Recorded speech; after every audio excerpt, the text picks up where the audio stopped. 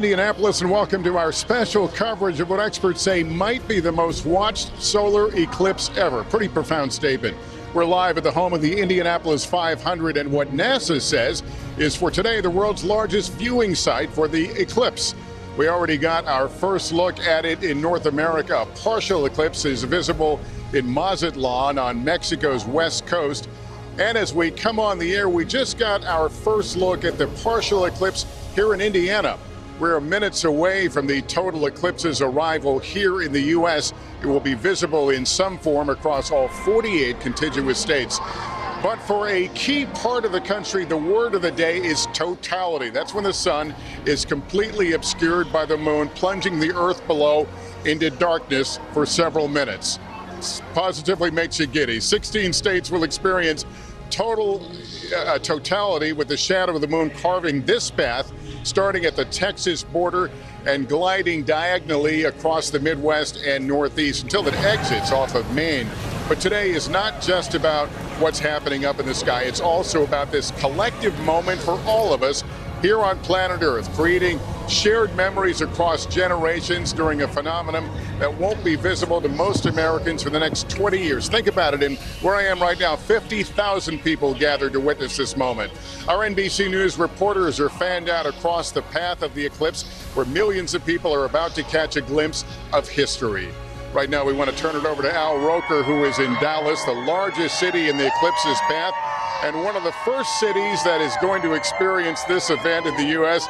Al, you've got a pretty boisterous crowd there, a lot of excitement. Describe it for us. Yeah, absolutely, Lester. We are here at the Perot Museum of Science, and we've got all these folks here, and we've also got some sun now peeking through, and we're starting to see the eclipse. It's about, hey, take a look. Touch cam right now. In fact, Mike, follow me over here. We've got a camera trained on this. This is a 1,200 meter lens, Ray tells me, and that lens is shooting up to safely. Ray is not looking at it directly, and we've got all these folks hanging around. The great thing about this is we had a dire forecast for this area earlier, but things have gotten a little bit better. Let's look at the satellite imagery to give you a sense of what we are talking about. So right now, this is a visible satellite. Clouds breaking up in Dallas. Little Rock, that's another totality. That's another state capital. In fact, Austin, Little Rock, Indianapolis, and also in Montpelier, Vermont, 4 state capitals will see totality. Cleveland, you're looking good. Watertown, Burlington, Holt, Maine, where Kate Snow is probably going to have the best view of anybody. And look at this global view of the planet right now. And you get, first I'm going to show you the eclipse weather. Sunshine in Junction, Texas. Kerrville, cloudy to partly cloudy. Dallas, some clouds and sun. That's what we've got right now. Then we move a little further along the path of totality. You can see Bloomington, Indiana, going to be gorgeous. Where you, Lester, and Tom Costello are, beautiful, 306, mostly to partly sunny. Little Rock, partly sunny. Cleveland looking good, where Jesse Kirsch and Chris Jansing are. Brockport, New York, Ryan Nobles. You've got some clouds, but hopefully those are going to break up. And as I said, Kate Snow, Holton, Maine, sunny skies, going to be gorgeous as it exits. And look at that. You can see that shadow right there, right across North America. There it is, the eclipse. Now, what are some of the effects of the eclipse, Lester? Well, when we see that eclipse finally take totality, we're talking about temperatures dropping anywhere from 10 to 15 degrees. We're talking about things getting quiet. Temperature drops. Dropping temperature will decrease cloud cover, so you'll get to see a little bit more. The relative humidity will increase, and the reduced solar radiation will cause those winds to calm down a little bit. Plus, it might get awfully quiet. Why? Because a lot of birds start to nest. They think it's nighttime. And look down at the ground. Your shadow starts to get much more in relief. It starts to almost become high definition. So there's a lot that's going to happen. I want to take another look up here, Lester. And my gosh, it is coming along. Wow, we got some clouds just moved in right in front of it, but it's quite the experience. And folks here are really thrilled to be part of this. We've got 7,000 people here alone. I got to tell you, Lester, the mood here is electric. Yeah, no, and Al, you've covered these things before. You know the excitement. I've never covered one or witnessed one in person, but if I kind of want to be with your crowd there, jumping up and down. It is a pretty exciting moment. We should tell. Yeah, go ahead. You know what? I was with Tom Costello and I were together in 2017. We were in the deck of the USS Yorktown, and we had thunderstorms all around us, and all of a sudden a hole opened up, and we got to see it. It was the most amazing sight ever. And Tom will talk to you about it. We literally had the hairs on our arms raising. Tom probably had the hair on his head raising. I'm, on the other hand, a little deficient in that, so a different story. I'm with you, pal. All right, we're going to talk to Tom in just a minute, but I want to say that once the Eclipse moves through Texas, it'll then move until it reaches us here in the Midwest. Tom Costello is with me at the Indianapolis Motor Speedway. You both have described that moment in 2017. We should mention, compared to 2017, this is a lot more people will see this eclipse. A lot more people because the path is wider, of course, and the eclipse is lasting longer in certain areas. We're going to get, I think, about 3 minutes and 47 seconds here in Indianapolis. Some areas getting more than 4 minutes, but you're right. And you got an awful lot of people in the heartland who are going to experience this. And what we're seeing here right now, people here in the background, there's a partnership between the Indy 500 folks and NASA, and they've been running education videos explaining a little bit about this. You have been looking into this. What is the scientific value? What is it we don't know in 2024 about the sun? It's kind of amazing how much we don't know about the sun. And scientists want to take full advantage of the eclipse to study the corona. That's the sun's atmosphere. Normally we can't see it because the sun is so bright. But when the moon blocks the sun, we can see the corona, the outer edges that are starting to bubble up, if you will. That's plasma. It's a magnetic field. And what happens is that the sun sends that magnetic field in these solar storms to Earth. That disrupts our power systems, our satellites, our communications. So NASA wants to better understand that so they can better predict when we might have a solar storm. So as a result, NASA is sending up 3 rockets loaded down with experiments today coming up out of Virginia. They will be in the ionosphere, the upper atmosphere of Earth, tracking the impact on the ionosphere.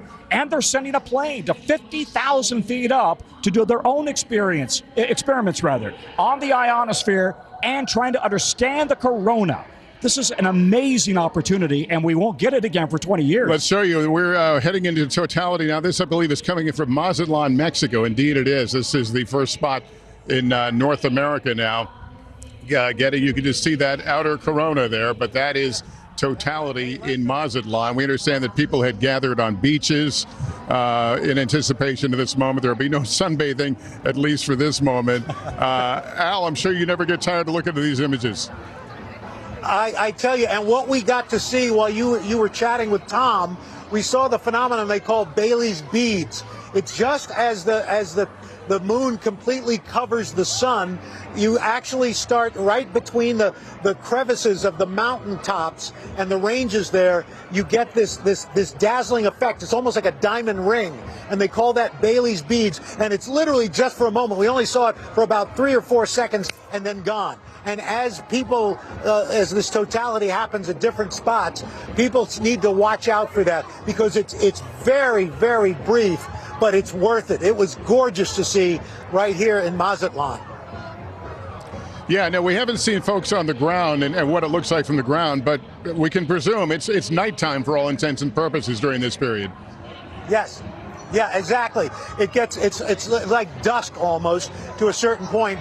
And you like I said, and Tom has seen it there. There's the ground shot right now. I mean, that's like sunset. And Tom, remember, we were talking about how weird our shadows looked, remember? Yeah, that's right. And, you know, there are these phases of the eclipse that are important, right? We have the penumbra, which is really we're seeing the white outline, the white shadow, if you will. But then the umbria is when the darker inner shadow takes over completely. And so there are these various stages that all the scientific community loves to geek out about. But look at that right there in the corona around the edges of the sun. And this is just an incredible opportunity to see that close up on a super close-up lens.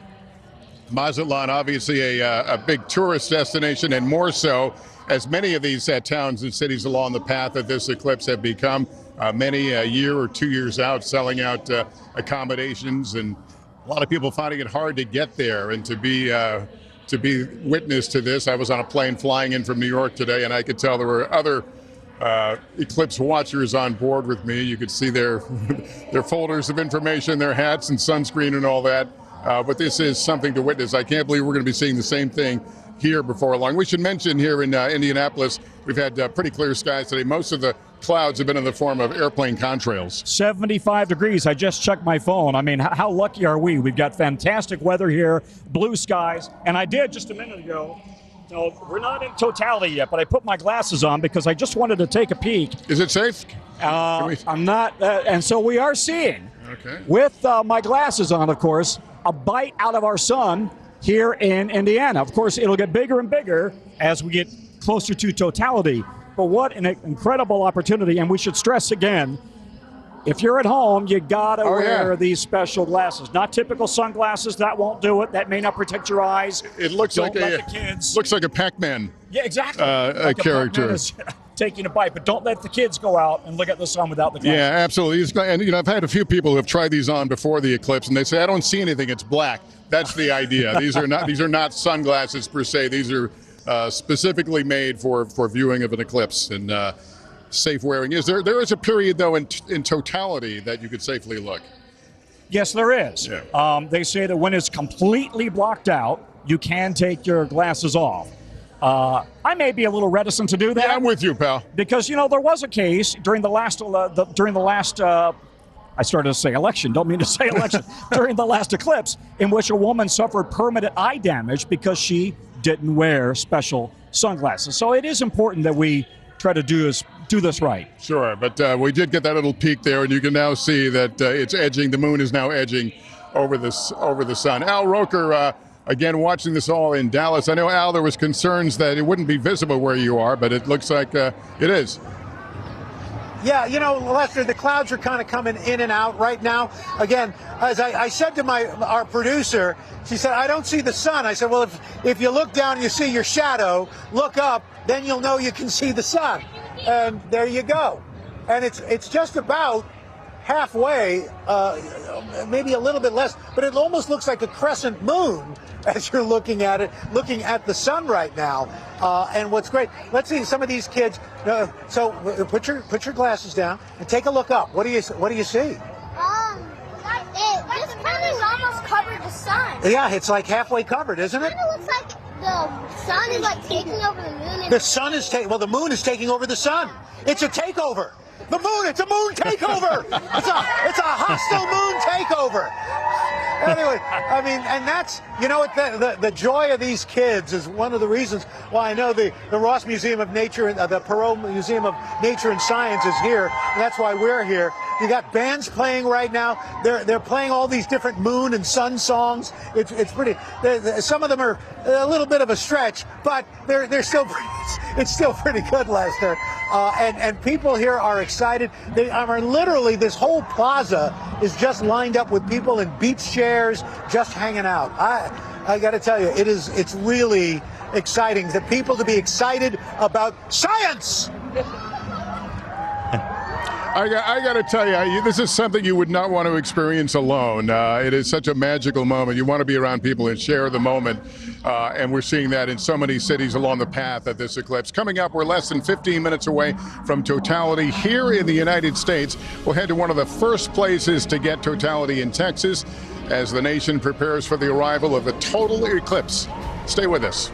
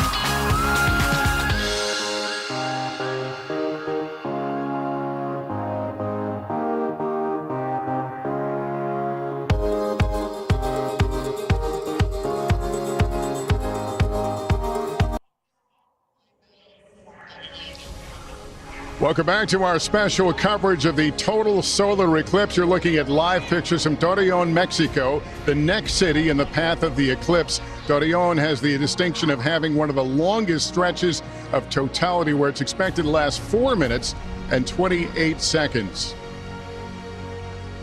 And the last people in the U.S. to experience totality will be in northern Maine, and that's where we find Kate Snow. She's along with the Canadian border in Holt, Maine, a town with a population of just 6,000 people, but many more expected there today for this incredible event. Kate? Yeah, Lester, that is absolutely right. It is a small city, right? 6,000 people. Everybody knows everybody. But right now, the plaza behind me here, the town center, is filled with everybody from town, plus probably thousands more who've made the trip here to Holton. And part of the reason is the weather forecast. If you can see the sun shining on my face, we have clear blue skies and really a full sun right now. I want to take you over here and introduce you to a couple of people. This is the area, Lester, where people have set up telescopes and equipment to watch the solar eclipse. A lot of these folks would be known as umbrophiles. Josh, do you call yourself an umbrophile? I have never called myself that, sorry. Well, that's what people who follow solar eclipses. So if you're going to do more than, I know you did 2017, yep. And now you're here with your daughter and your nephew and your wife, Jessica, doing this one. Tell me a little bit about your journey, though, to get here, because you thought you were going to go to Uvalde, Texas. I did, yep. I booked a hotel 6 months ago in Uvalde, and then about a week ago I canceled it when the weather looked like it was going to be pretty much clouded out. I then booked another hotel in upstate New York, and then when that clouded turned, out, yeah. And now I went to the farthest place east I could go to get away from the clouds, and here I am. And here you are. And Jessica, you saw 2017 also, right? And Yes. You're telling me, you have been telling everyone you know to get outside and watch this eclipse. Why? Yes, I was kind of dragged as the partner for the last one in 2017, and so I was there, and as soon as it happened, I was just blown away. And ever since that, I just said, oh my gosh, when is the next one? And I've just been telling all my friends. We have friends in Texas, in Cleveland, in upstate New York, all over that have reorganized their lives to be there. Josh, this weather for your telescope, if you back up a little bit, Bill, you can show, this is your piece, right? Yep. Right yep. here.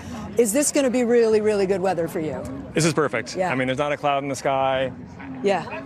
It looks it. As far as I can see, it's and perfect. It's a great place too, guys. What do you think of this town that we're visiting? Is it nice? Yeah. Yeah. Have you ever seen a solar eclipse before? No. I didn't think so. You're too little. How old are you? 5.5. 5.5. Okay. Well, maybe this will just be your first one, and then you'll see some more. You think? Yeah. Are you excited? Yeah. Yeah. How about, this is your cousin, right? Yeah. Yeah. You're a little bit older, so what do you think of all of this? What do you think of coming to Maine? It's amazing. It's amazing. You got some face paint on there. Yes, I do. You do too. I know. I didn't point that out. You have some beautiful. Put your arm down for 1 second, honey. We can see your face paint. It's so pretty. I love it. You know, this has been more than just people who want to see it with their big telescopes. It's an event here. Holton is 6,000 people, Lester. They have never seen anything like this. I was talking to old timers, people who've lived here a long time, who just said that, you know, it's a great town, they love it here, but they've never had an event quite like this one, Lester. All right, Kate, thanks very much. While you were talking, they have now let people here at the Indy 500 to go on the track, which is a very rare occurrence, but so is a total solar eclipse. You guys excited? Yeah.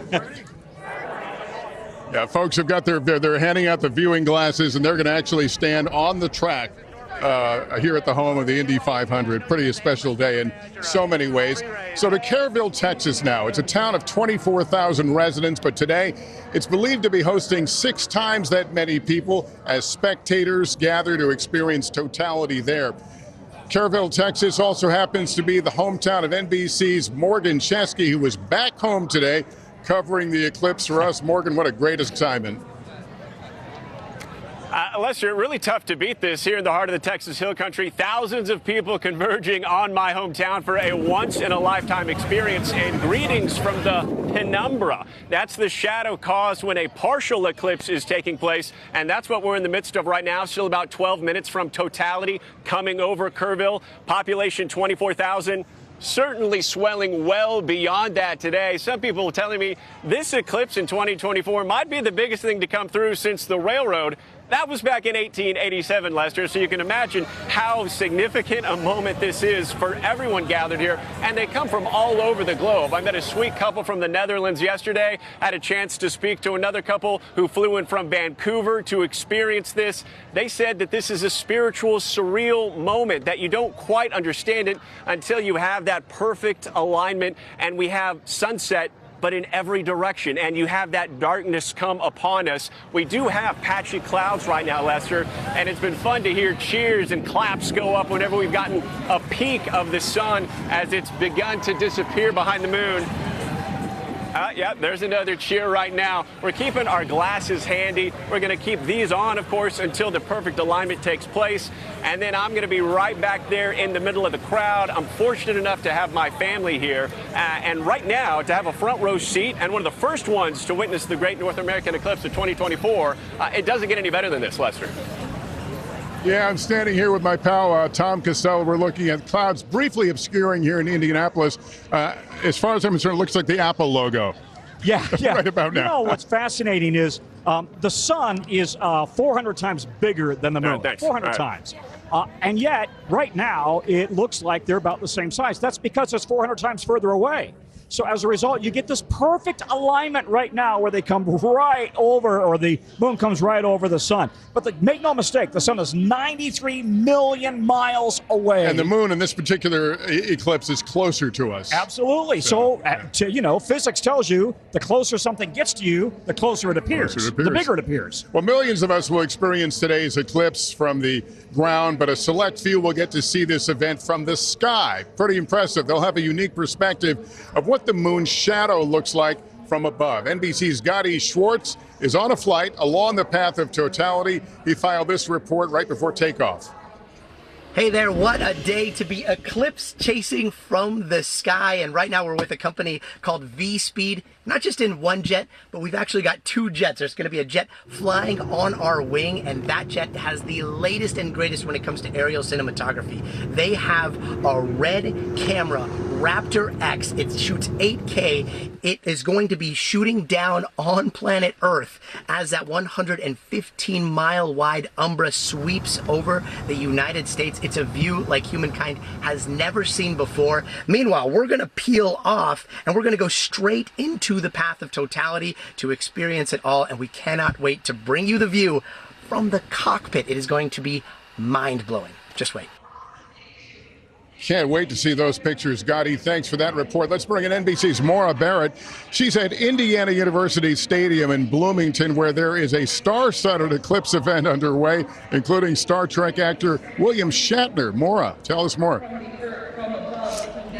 Hey, Lester, I'm just about 50 miles down the road from you, so I'm seeing a very similar Pac-Man in that partial eclipse right now. It's kind of creeping its way slowly across, but we're in central Indiana. The town is a small college town, usually about 50,000 students, and they're expecting that about hundreds of thousands of people have traveled here for this event. The football stadium being compared to a Super Bowl to watch the eclipse. The stands just in front of me are filled up. You can see people picnicking behind me, and a lot of what I've heard about this event is the unifying factor.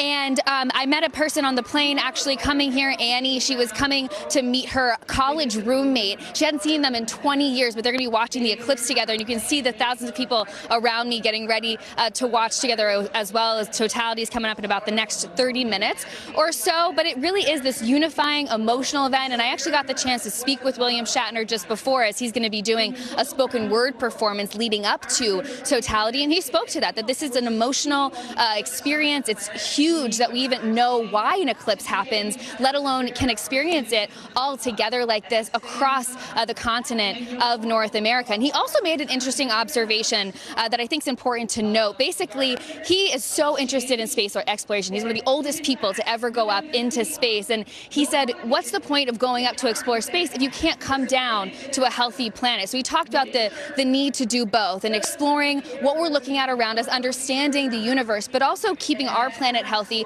and tackling the climate crisis. And so that was an interesting perspective from William Shatner, along with an astronomer I spoke with here at Indiana University, talking about how this event will connect us to the universe in a way that we have not been able to do, we can't do frequently, and how it gets us even closer to nature. And so just behind me, Mae Jennison, a former astronaut, speaking right now as we're getting closer and closer to Totality, but definitely an exciting moment here in the heartland of Indiana as everyone's getting ready for Totality, Lester. All right, Mara, terrific. I tell you what I tell everybody, enjoy the moment. We're counting down to the arrival of the total eclipse here in the U.S. Kerrville, Texas is one of the very first stops to get Totality. Live pictures now just moments before it plunged into total darkness. We'll experience it with you live after a quick break.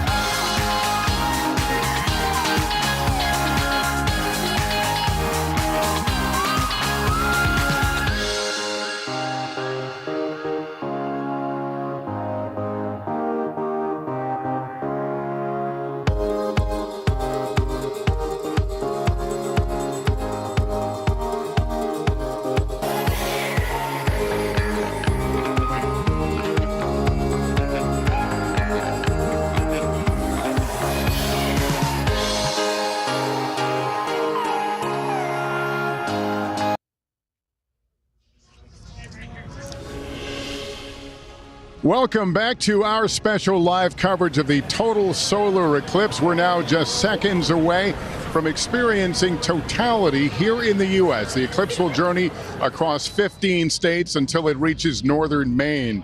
But tell lies right now on Texas. We want to check in with Telemundo correspondent Valeria Leon, who is in Torreon, Mexico, which actually was the first city in North America to experience the solar eclipse.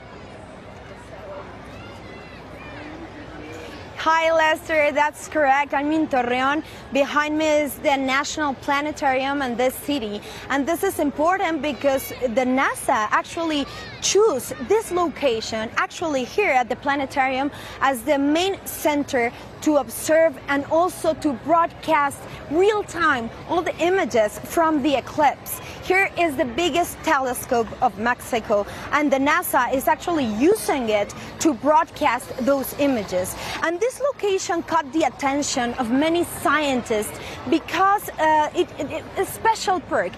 People here at the center line, everybody could experience a total eclipse for 14 seconds more than compared to other areas. That's why people from all over the world came here to Torreon. I've spoken with people from Japan, from Europe, from the US. They are super excited, and here we experienced 4 minutes of the total eclipse. Everybody was so emotional about that moment. Lester, that's the situation we're living here in Torreon. Back to you. Valeria, thanks so much for sharing that with us. We're going to go back now to Morgan Chesky in Kerrville, Texas, as we enter the final countdown for the start of Totality there. Morgan, the big moment is finally here. Take us there. Lester, it's all happening. The glasses are off. We are in the Umbra. The Great North American Eclipse is happening right now above us. Oh my God. Look. This is incredible. I'm with the Cox-Gerard family from Phoenix. Guys, soak it up. What? Was this worth the drive from Phoenix? Lester, the clouds are coming in and out. There it is. Oh. You can absolutely see those prominences coming off the edge of the corona there, Lester. Oh my goodness. Oh. And you are in the dark. Listen to that cheer. It's clear again. Lester, well, know that we're sharing the moment with you here in Indianapolis. They've got it on the big screen, and seeing what you see. That's so cool. Lester, the broadcaster in me wants to narrate this play-by-play. The human in me wants to witness this right alongside family and friends. I'm joined now by my fam here. Little 10-month-old Eleanor about to get her very first eclipse. I know it's a lot to take in, honey, but Olivia, oh, it's a lot. I know. I wouldn't be anywhere else other than with y'all right now. Babe, thank you. Thank you, sweetie. Is she hanging in there? She is. I think it scared her a little. Look, what was it like to see that, babe? Emotional. Brought tears to my eyes. Yep. So 50% of first-time eclipse viewers, they are struck by that emotional moment. Lester, hang in there, baby.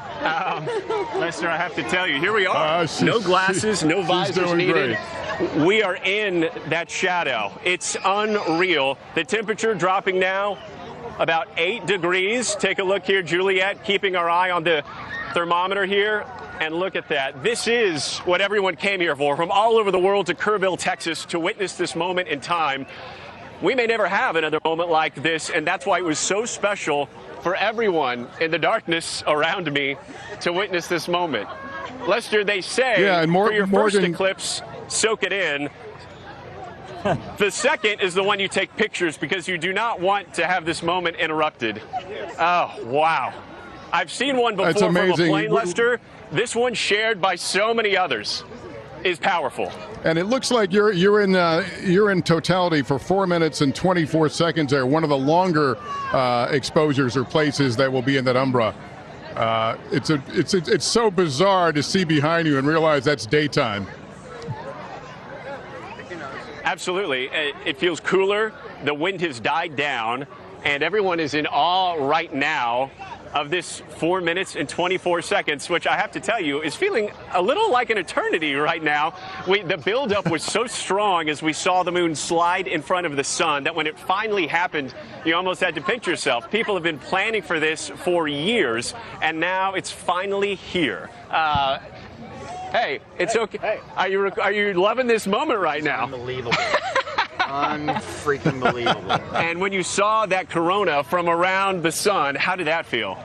It's deeply emotional. Emotional? Deeply emotional. Absolutely. How can you not be emotionally impacted by this? Lester, I want to check back in with the Cox-Gerard family with the custom T-shirts. Guys, the build-up was huge. Amazing. We saw it. How are we feeling? Amazing. So exciting. Yeah. What was your favorite part?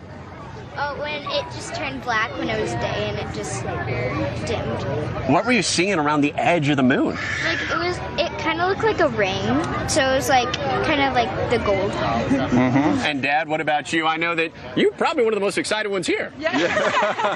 Super excited. I love hearing the joy behind me with when all of that went down. But yeah, this was, I wasn't sure we were going to see it, so to get the waves of it was even more exciting. First one. Yeah, oh yeah. 50% of people get emotional. How'd you fare? I did good this time. Yeah. And and Lester, we have Mom Sandy here. She not only cheer for Mom. She not only made the shirts but brought the fam. As we leave Totality, how are you feeling to have your whole family here to witness this? We still have 2 in New Jersey, but it's wonderful to have this group here. This is our daughter and our kids. Yes, love it. Look at that, guys. Daylight coming back. Yeah, it's crazy, right? It's beautiful. Appreciate y'all. So get your glasses ready. Thank y'all so much for letting us share this with you. All right, Lester, Morgan, thanks for bringing this incredible moment. It's funny you mentioned emotion, and I could feel the emotion from here watching you. Absolutely. We'll send it back to you, but an incredible moment here in Kerrville that absolutely delivered. When you see that ring, there's nothing like it. Lester? Yeah, well, we're waiting our turn expectantly here in Indianapolis. Morgan, thank you. Al Roker, you know that experience, that emotion of seeing this kind of thing. Yeah, I absolutely do, Lester. And we got a couple of folks here. We got Dr. Nicolene Vile she's an astrophysicist at NASA Goddard, Dr. Jeff Ritz. And you can see people here getting very excited. We're going to talk to you guys in just a sec, but it's starting to get dim. And if you look at the shadows, look at how high definition the shadows are becoming. And this, what are you doing with this, Doctor? So this is a pinhole projector, and I'm making images of the crescent moon coming in front of the sun. Oh, you can see it right there. Wow. So what do you think, guys? How exciting is this? Good. Very exciting. Okay, we're going to put it's starting to get dim now, which is kind of interesting. So we put the glasses on, and you can see, we're just about there, right, Doctor? Almost there, yep. Almost. We can still see a tiny bit of sun. As soon as that sun is gone, it's going to be spectacular. That's what I'm looking. I'm looking for the Bailey's beads. Oh yeah. Will we be able to see them? It depends. So it depends on the precise lineup of the moon and the moon's valleys. Okay. It's getting darker now, and we've got these great kids. You've got a NASA shirt. Are you a space fan? I am a space fan, also a meteorologist from Denver. So there you fan go. Of yours. Very good. Are you guys excited about seeing your first solar eclipse? You got your glasses ready? Yep. All right, here we go. Okay, guys, let's get them on, okay, because it's starting to come. Wow, look at this. We've got some folks here. Is this going to be your first? Is it going to be your first eclipse? Well, I came in 2017, same place here, partial eclipse, and I had on a solar dress. All right, well, let's get ready. Here we go. Wow, this is really amazing. And everybody's getting kind of quiet. What's your name? Wally. Are you excited about this, Wally? Yes, I haven't seen any eclipse yet. You haven't seen any eclipse? Well, you're going to be able to say you did. Put your glasses on. Dr. Vile, is this your first eclipse? This is my second total eclipse. I got to see the 2017 one. Oh, wow. It's so amazing, though. This is great. It's starting to get dark. Look at this. Oh, here we go. Oh, my gosh. You probably can't with those on, yeah. Lester, this is amazing. I can't wait for this for you. Oh, yeah, Al, we've got so much excitement here in Indianapolis. I got a little young man here. What's your name? Billy. Willie, what are you in line for? What are you going to see here today? The eclipse. Here we go. What do you think? Tell us what an eclipse is. So the moon is going to come over the sun. That's exactly it. Well, thanks for being here. Enjoy. Maybe we'll talk to you on the other side of it, because right now, where Al is, they're in Totality, I believe.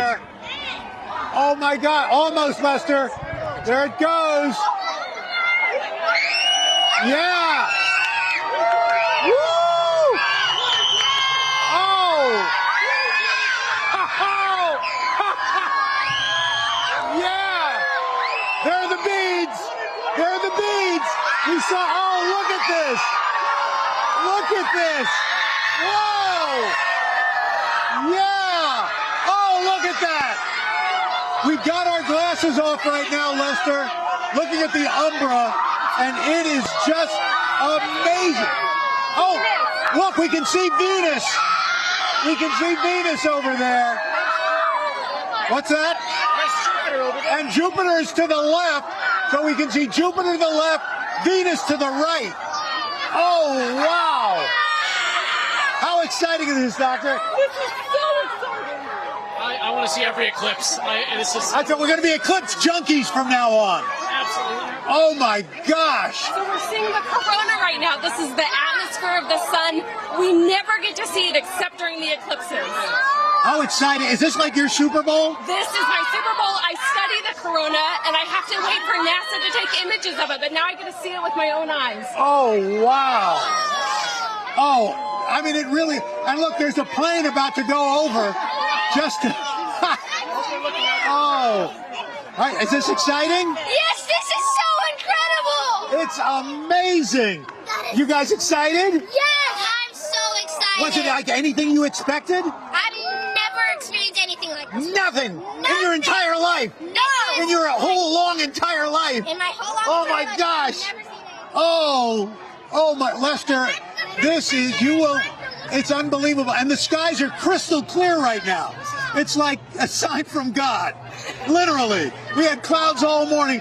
It's completely clear. The clouds meet the moment. Awesome. Oh my gosh, Lester, it's everybody's looking. It's still dark. I mean, it's like nighttime. I'm sorry. You can see a little bit of red at the 6 o'clock at the bottom. It's like a tiny little prominence. Yeah. Oh, now it's starting to come out. Is it coming out now? This is a prominence, a magnetic field that filled with plasma is peeking out from around the moon. The little red piece. Oh my gosh, I can see that red bee. Yeah. That's something you can only see during an eclipse unless you have really special equipment. Just see it with your eyes. I mean, eyes you can see. So the prominences sometimes explode and have coronal mass ejections that come towards the Earth sometimes, and they can interfere with our electronics. So those are the kinds of things that NASA studies, those prominences. Oh. Do you think you're going to get a treasure trove of information out of this? Definitely. Oh. Wow, look at this. Are you guys having a good time? Yeah! Yeah? Oh my gosh. This is just amazing. Lester, it does. This is like nighttime out here right now. Al, let me ask you, Tom and I here in Indianapolis were just talking about how much cooler it's already gotten. Are you feeling the same thing? Is it getting cooler? You know, it hasn't gotten that much cooler, Lester, interestingly enough. We've got a thermometer here. It was at 80 degrees before we started. And it's pretty much the same temperature, 80 degrees. Okay, yeah. Yeah, the humidity. The humidity level goes up, I guess, during this time, and winds. And we understand the winds actually drop because of the lack of solar radiation. So, oh my gosh. Well, that I cannot believe that red dot. It's a prominence, a solar prominence. It's this magnetic field that's holding this plasma up in the corona, and they explode a lot. And wow, yeah. You look like you're overcome, Doc. I mean, I've seen an eclipse before. Like I said, I want to see every eclipse. It's such an emotional experience. All right, it's coming out now. Got to put your glasses. Everybody's glasses back on. Oh. Wow. Look at that. Oh my gosh, Lester, this is just unbelievable. So was it just enveloped in the clouds? I mean, all we see is white now. No, I think now it's out. It's just, Doctor, why is it so bright now? Well, the sun is so much brighter than the atmosphere of the sun, so even a tiny piece of the photosphere of the sun just lights it up and swamps all the That's the right. rest of the sun. And shadows are coming back again. Look at these shadows, how beautiful they are. Whoa. This is incredible. Oh, my, all right. Here, you hold it. You guys you keep that. That's good. You can keep that. And now, Lester, the sun's coming out, and look at our shadows again, very high definition. That's what causes that, Doctor?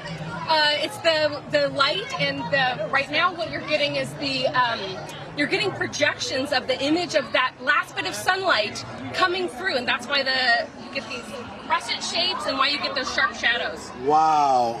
Lester, this is just unbelievable. And now people are kind of quiet.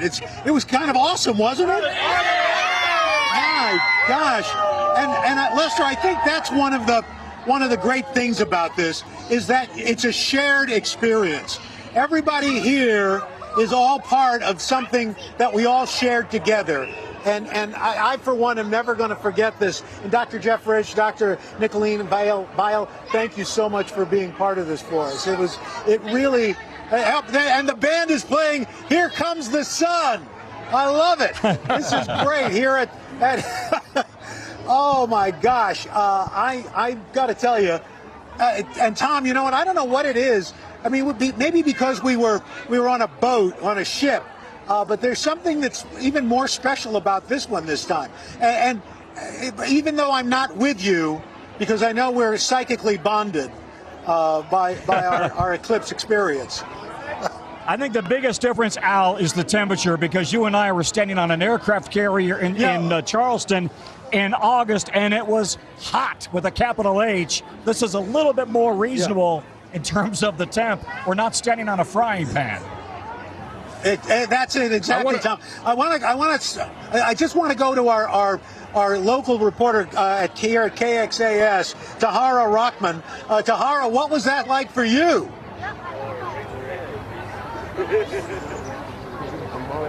It was incredible. And you know, we've been talking about how so many people who view the eclipse for the first time, 60%, get emotional. Well, guys, that was me. Tears were coming out of my eyes as I viewed this for the first time. I was trying to get a few glimpses while I was watching other people's reactions. And I'm going to step away from the camera a little bit so you can see the crowd behind me, because there are roughly about 3,000 people here at the Fort Worth Botanic Gardens. And just like everywhere else during Totality, the cheers erupted. You heard people say, wow, wow. People were putting their phones up. People were also filming other people's reactions, because I think that's part of the experience, is sharing that reaction with everybody else. So we saw a lot of that. And then just like where you are right now, Al, we heard it go quiet. It was for the rest of the 3 minutes or so, people were just kind of soaking it all in. And getting kind of like letting it sit in their souls. That's how I felt, at least. And so it's been an incredible experience here. We also felt the temperatures drop a little bit, which is great because it's been very humid here in Texas, as you know. So all in all, an incredible and memorable experience. So Tahara Rockman from our station KXAS, thank you so much. And as wonderful as this view was, I think our good friend Gotti Schwartz has an even more amazing view. Gotti is over Texas right now. That could have been Gotti flying over during this. Gotti, tell us what you're seeing. Oh, we may have lost. The signal bad. You know, as you might imagine, when you're flying, the technical issues can be even greater, but Gotti was in a flight that took off. Yes, Lester? Yeah, no, I was going to say Gotti's in an airplane with a special high-speed camera in the nose, tricked out for just this kind of mission. We'll try to get back to him in a minute. I want to bring in right now, if I can, Danny Milicevic, Associate Professor of Physics and Astronomy at Purdue. He's the lead on the James Webb Space Telescope. Thank you for coming by here. Thanks for the invitation, man. We have been watching, and hopefully you've been seeing the monitor. We've been watching, you know, as the path of Totality moves to various places. I'm looking around. I'm not sure folks here know what they're in store for quite yet. I mean, it's an incredible event. You know, you know what both astronomy and show business share? The need for timing, and that's what's happening today. Okay, the moon, planet Earth, and the sun are aligning. And the last time it happened on this spot was 800 years ago. And so pretty soon, in just minutes from now, the moon is going to be just the right distance and just the right size to cover the sun. And we're going to see a remarkable event. Basically, it's the most cosmic event you can experience with both feet on the ground. But it's happening right now. As we stand here, it is noticeably dimmer. Exactly, yes. It's really starting to ramp up with the noticeable differences. You were commenting about the cool breeze, right? The temperature change, and there's this gradual change in the lighting that's different from a sunrise or sunset. All right, shadows coming across your face now. That's right. All effect of the way that the moon is passing in front of the sun. All right, well, we're told they're nearing Totality in Little Rock, Arkansas. Chase Gaines is there for us from our climate unit. Chase, describe what you're seeing and who you're with. Well, Lester, we are just entering Totality. I have to tell you, I've never experienced this. I thought I knew what to expect, but I didn't expect this. You may be able to hear some kids off in the background. Folks have gathered here at a nature preserve just outside Little Rock, Arkansas, because we wanted to talk about some of the changes, what nature does, how birds and insects, wildlife respond. Jason Milks, forester and nature ecologist with the Nature Conservancy, here with his 12-year-old daughter, Hannah Lee. First of all, I got to ask you, we are in, oh my gosh, actually, let's walk up here so we can take a look at this. We are in Totality now. It just went to Totality. We're going to talk to Jason about some of the changes that we've heard. Birds making more noises. We heard, we saw turtles that were on a log that kind of went into the water. We are looking at Totality for the first time, Jason. What's going through your mind? Yeah, it's pretty. Yeah, it's obviously pretty special. We're sitting there at the creek and watching all the activity on the wetland starting to increase, fish sort of hitting the surface. It's it's pretty surreal. And Hannah Lee, this is your first eclipse. Looking up at this, what do you think? I think it's pretty cool, honestly. I like how it just shines around the moon, honestly. And it's fun to see all the animals act up at night. Anything you noticed with the animals as you were sitting back there just a minute ago? They get very active now. The fish were jumping out of the water a lot, so. All right, well, let's walk back down here by the water, because again, the reason that we chose this spot is to be in nature and see and hear some of those changes, because obviously we as people, we've known for a long time this was going to happen, right? But birds and insects aren't exactly watching NBC News, although we would welcome that, right? So Jason, we talked earlier about some of the different ways that nature might respond, different categories. Describe, and we can even be quiet for a moment and try and hear some of this, but describe what you've noticed in the last few minutes. I think we were talking about behaviors being in a couple of different groups, either not responding or starting their nighttime routines, which I think we're starting to see out here on this wetland. Also, potential anxiety. Haven't really seen any birds acting anxious. And then that fourth group of just sort of novel, weird stuff, which I don't think we've seen yet. But out here at the Ranch North Woods, we've got this cool forest, we've got fields, we've got this wetland here, lots of different varieties of animals to come in and interact with. And I'm unsure how much of this you can hear on TV, but I mean, you can hear crickets, you can hear insects just like it is at sunset. We had some turtles that were sunning on a log here because it was about 85 degrees here this afternoon. Those turtles slid off and went into the water as the sun started to go down. Been keeping an eye on the temperature. Right before we came on TV, the temperature had already dropped 9 degrees here. So a pretty incredible shift. Hannah Lee, what are you thinking right now as you look out across this wetland? Spooky, honestly, because all of the trees coming out of the water. Does it feel like sunset? Does it feel like sunrise? Does it feel a little different? Sunset, definitely, because it's getting colder. I wonder, are we shifting back out now? Yeah. Let's walk back up, because it looks like our window here in Totality is coming to an end. But I have to say, I mean, we're starting to, hear birds. They're not exactly sure if it was sunset, if it was sunrise. Now we come back out to this. So, if we had wildlife sort of heading to the nest, heading home as we went into Totality, I mean, what do you think? In just a few minutes, are they going to sort of like reemerge? Like, hey, what happened here? I think you may. We've heard more birds starting to sing. You'll probably, I would expect to hear more birds, much like morning, dawn.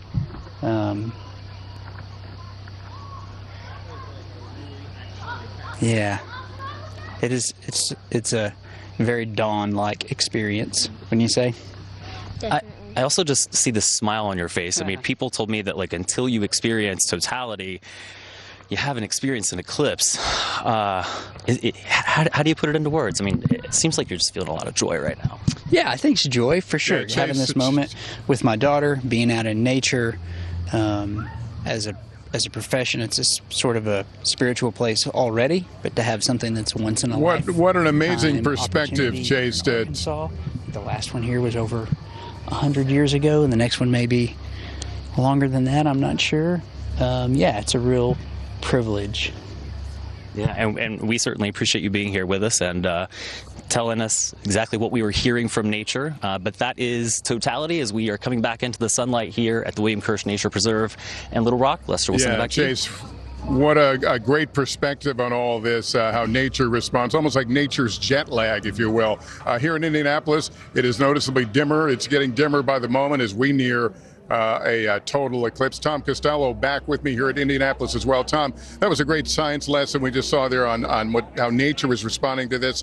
NASA's got its own experiments trying to learn some things from these brief moments of totality. Exactly. So NASA has, during this, they have already lifted off several rockets from Wallops out in Virginia, 3 rockets, and they will deploy experiments. And they want to get a better handle on the ionosphere. That's the upper atmosphere that we have on Earth, and it separates the atmosphere from Earth. And then something else, they're trying to get a better understanding of the corona. Here's what a lot of people don't know.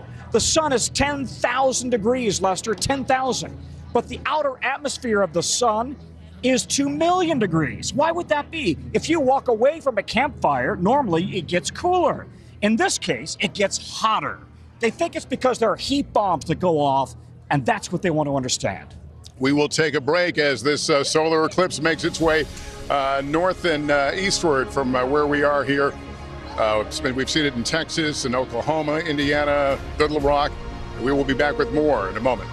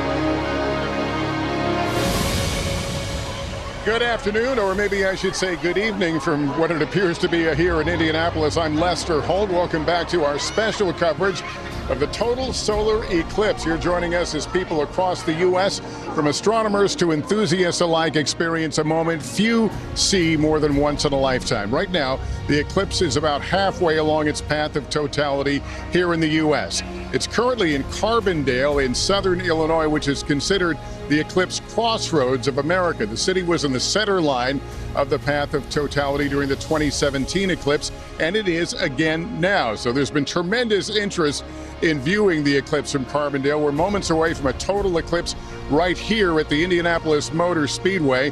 We're looking forward to experiencing that.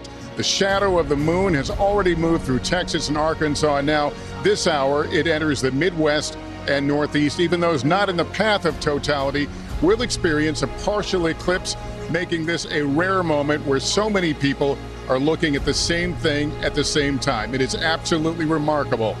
It's a sight most Americans won't see again for another 20 years. Where we are in Indianapolis, as I was speaking, it is noticeably getting grayer and darker. I'm just going to put on my protective glasses here so I can describe a little bit of what we can see with the glasses. And we are very close, Tom. Yeah, it's absolutely stunning and breathtaking. I mean, everybody uses the same descriptions. We are going to have 3 minutes and 47 seconds here in Indianapolis. We actually go into totality here at 3:06:06 Eastern Time. And this is just a phenomenal day. We have had really good weather, blue skies, very light clouds, and really warm. It is cooling down dramatically. And there are families and families and families who have gathered on the track at the Indy 500 racetrack. This is one of the official viewing sites for NASA. People showed up here starting early in the morning, and they've been just like it was race day. It's a family event. Enjoying really the crowd. is. But when you come for the race, you don't get to stand on the track. So that's a big event. But this is a huge event that we are witnessing right now. I want to bring in, if I can, Drew Feustel, NASA astronaut veteran of 3 space flights, 23-year career. You know, we're all lay people. We're enjoying this moment. You're a professional. How does this make you feel? This is incredible to me as well. I mean, it's just amazing. And what's great is like the light's getting kind of strange now. We don't experience that as humans unless you've seen one before, and not a lot of us have. Everything changes, and we're going to realize in a hurry in about 4 or 5 minutes how much we rely on the sun to keep us alive. It's getting cold. It's going to get dark. It's going to get a little scary. You know, my friend Tom was going over some data here today about how much we still don't know about the sun. Yeah. And so we were talking about, you know, NASA's experiments they're going to do during this period. What is the biggest mystery about the sun? What is unsolved? Well, I mean, it's hard to study for one thing because it's really hot, so it's hard to get close. We have some great instruments out in space that have been studying the moon for the sun for a long time. But when we get into a total eclipse and those energy rays, those emissions from the side of the sun come out, you can see the magnetic rays, the waves coming off the side. That's when the scientists really want to take a look at those coronal ejections, those things coming out of the side. That's the interesting part of the sun. Makes it easy to see it. Because that interferes with our own systems here, our communications, our satellites, our power grid, when they have a huge magnetic storm. It does, absolutely. I mean, we understand how the sun works, but what the critical thing is, like, we need all that stuff. If the sun didn't do what it does, we wouldn't be alive on this planet. We have to have the sun. This is a live picture of Carbondale. Now it's slipping out of totality rather quickly. And we mentioned that Carbondale was kind of the center line of the path. So therefore, it was visible for a longer period of time. Yeah. The science is amazing. I mean, this happens, 2 times a year. We have opportunities to take a look at, potentially see eclipses. In the world, you mean? In the world, yep. Yeah. And just so happens we're going to get to see it here really soon in Indianapolis. What are you most excited to see in the next few moments here? We're at, we're at 3:04 now, about 2 minutes. The reaction of the crowd, and you're starting to hear it now because it's starting. Things are going to get really weird here in a second as well, because this isn't the best part. The best part is when we're in the. I'm going to take out my regular glasses, and I'm going to switch to my protective glasses. Give it another minute or two. As I watch this moment. I know, but look at the skies. This is something I've wanted to see for a very long time. Yeah, and if there were animals here and birds, we'd hear them stop, sort of making noise, and they're kind of wondering what's going on as well. So this is the time to see it. You know, the moon is not in a regular orbit. It's in kind of an elliptical orbit. It's the same with the Earth. Look at this. Goodness. Look at that. That's beautiful. It makes you speechless. It's just sliding away. It's like somebody with a light behind a keyhole. And look at that. We are all, to quote Crosby, Stills, and Nash, we are really stardust. Yeah. We're a part of this. And to watch it go down like this, we're all in it together. Moving. That's right. That sun is Tom, you and I cover a lot of difficult things to report sometimes, but this is magical.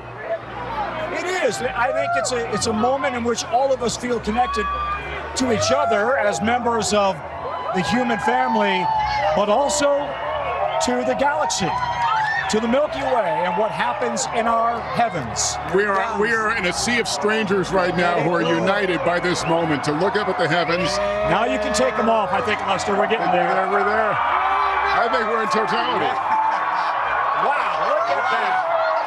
That is amazing. Oh my gosh! And we are seeing the reaction of the crowd. We are seeing the corona. What is that around star? the edges. You can see the magnetic field lines. You can see. Look at that. Look at that. Beautiful. That's awesome. There we go. How you doing? What do you see? It's so cool. It's so cool. It's like a ring of fire. It's like a ring of fire, except it's getting blocked out by the moon. Can you believe that? Some of the craters on the moon as well with the sun peeking What around the does sides. it make you feel inside to see this? It's like amazing. Like the next, like we're not going to be able to see one of these in a long time. Yeah, So it's really just about 20 amazing years. video, exciting, like exciting, happy. Like my heart beating is fast. I am so happy you guys got to experience this. This is so neat. How you doing? I'd love to say say hello to my mother, who we miss. She's with us today. Oh, it's wonderful. I love Donnie. I just felt a drop. Did you feel it? A little bit. Yeah. But that's so poignant that people feel connected, that they want to say hello to family members who passed. Yeah. This is cameras are out. Everyone's looking skyward.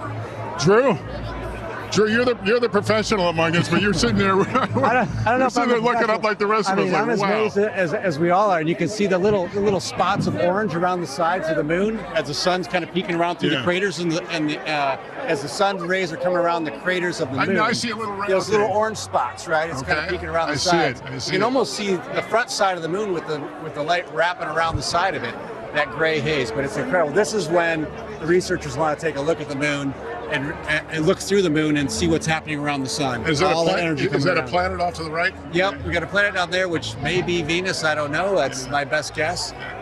You've orbited the Earth countless times. Well, remember, we're only 250 miles away, so it's not that far. That sun is 98 million miles away, and the moon's 250,000 miles away. So everything's pretty far from us. See that orange? Yeah, that little spot. Yep.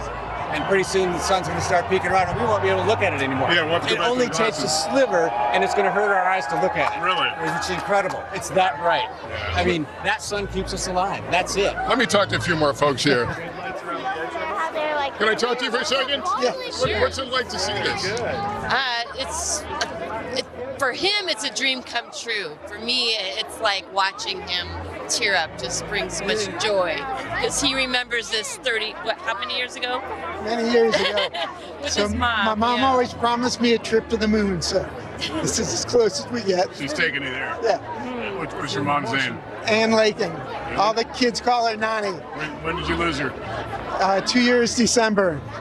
And, 1969, watching the first moon landing together, she made it an event that we would never forget. And this is to her. Well, she's with you today. Thank you. Thank you for talking to us. Listen, I'm caught up in the emotion too. It's, you don't know what to expect. You go into this thinking, well, it's just going to be nighttime for a few minutes. Yeah, kinda, but not really. This is something I've never quite seen. I've seen a partial eclipse before.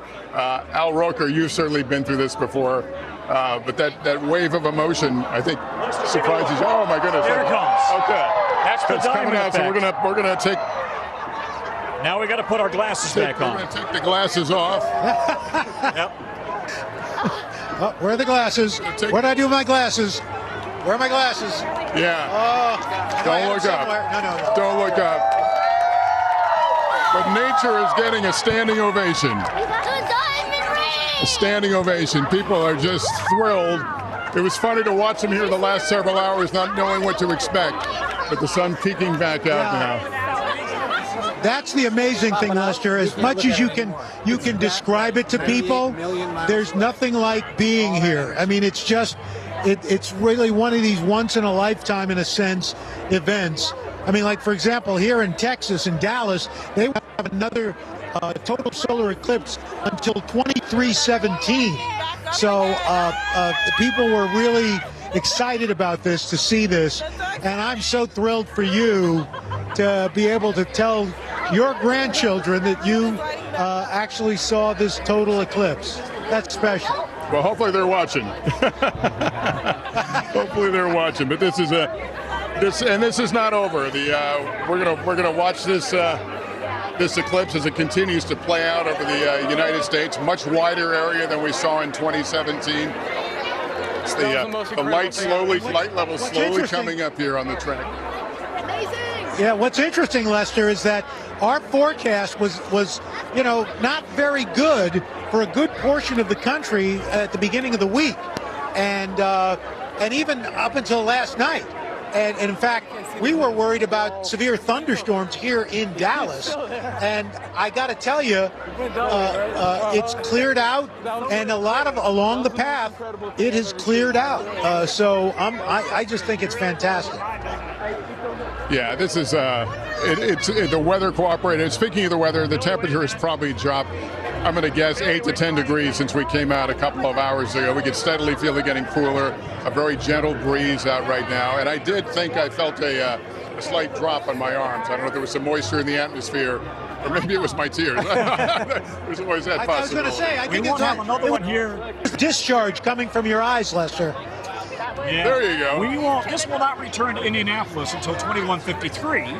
So I've already made my hotel reservations. That's 129 years from now. We'll be back. Next time, take the day off and just enjoy the moment. Okay. Wow. Well, so Lester, has anybody noticed that it's ever been that quiet with people in there? Well, it was the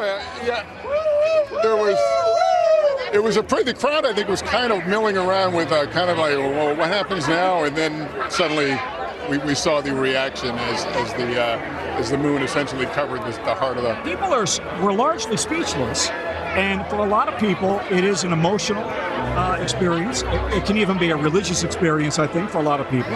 And in which they, like we said, they feel connected with each other, and they feel connected with the planet and what's beyond the planet. And you and I were talking earlier about just this event.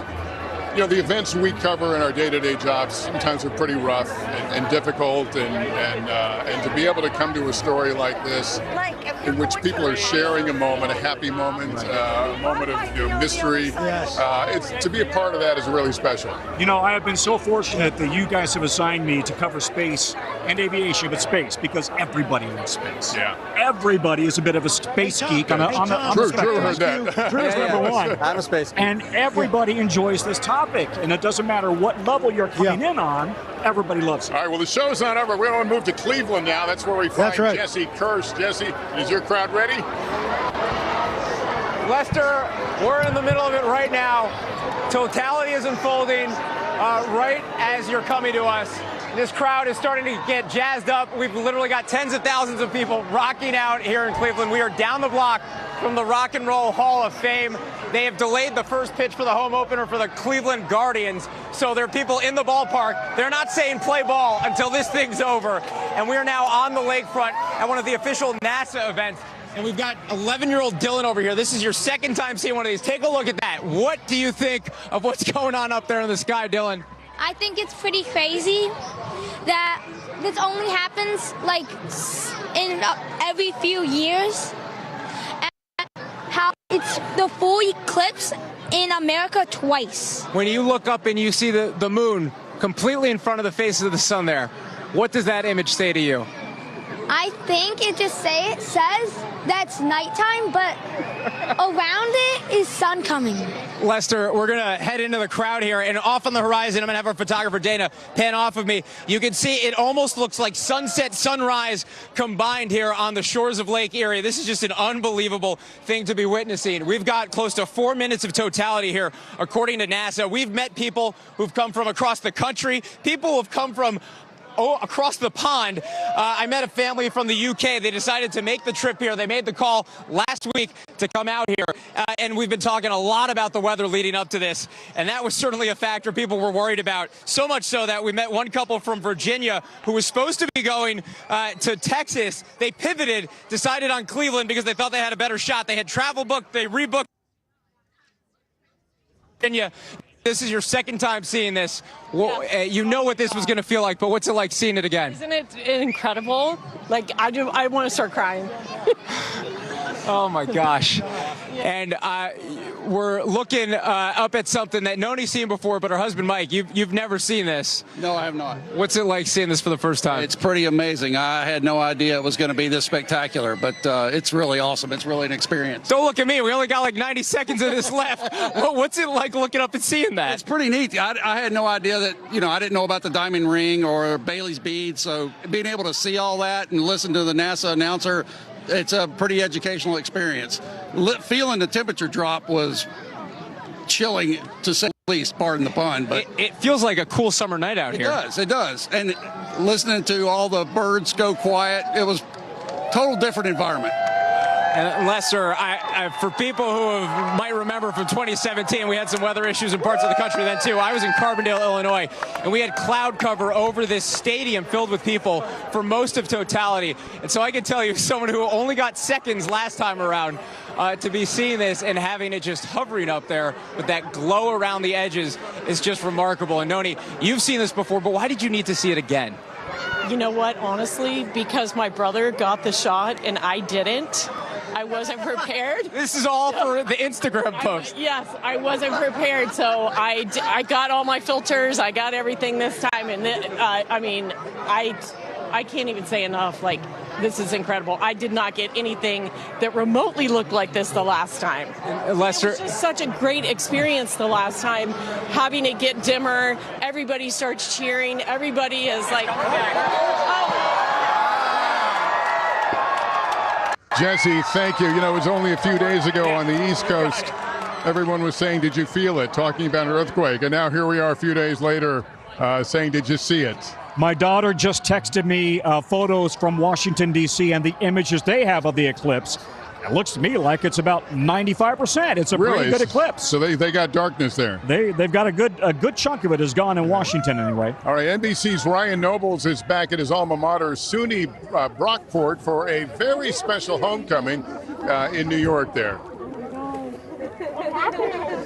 Yeah, hey, Lester, and, there's quite a bit of clouds here in Brockport, unfortunately, but I have to tell you, the last 30 seconds or so has been pretty remarkable. Even though we can't really actually see the sun from where we are right now, it got a little eerie as it just got gradually more dark. And we're expecting totality at 3:19, so we're like basically in the window right now.